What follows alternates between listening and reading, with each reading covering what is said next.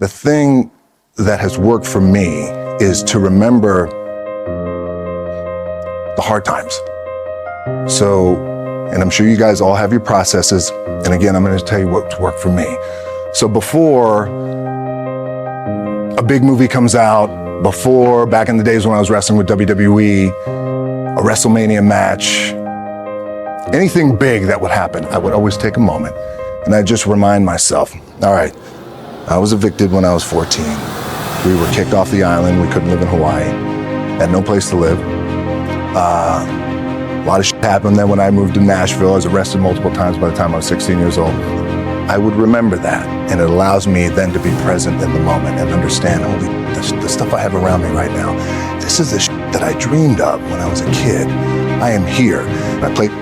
My dad, in his pickup truck, came down 4 o'clock in the morning, picked me up in Miami from Tampa. We lived in a little apartment in Tampa. He drove down in his little pickup truck to Miami to get me when I was cut from the CFL.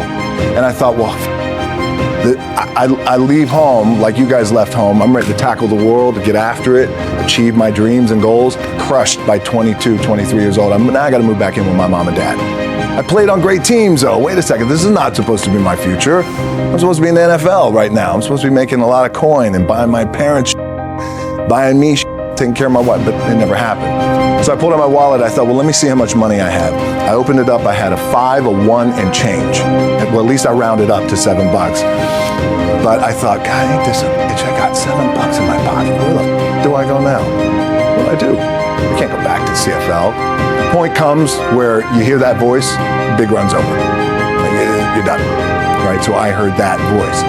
What this also helps me do, and again, it works for me, is at some point, you gotta be tired of not being number one.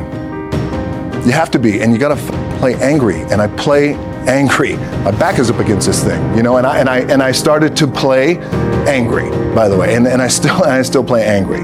My last match, Brock Lesnar, transitioned, and I realized if I had to be great at something, I wanted to be great in this world of Hollywood and movie making and producing and entertainment, I had to commit, and like you guys have to commit. Obviously, you commit to something, commit to the goal. So I quietly retired. 2 years later, I thought, what did I do with my career? Because my movies were not doing well.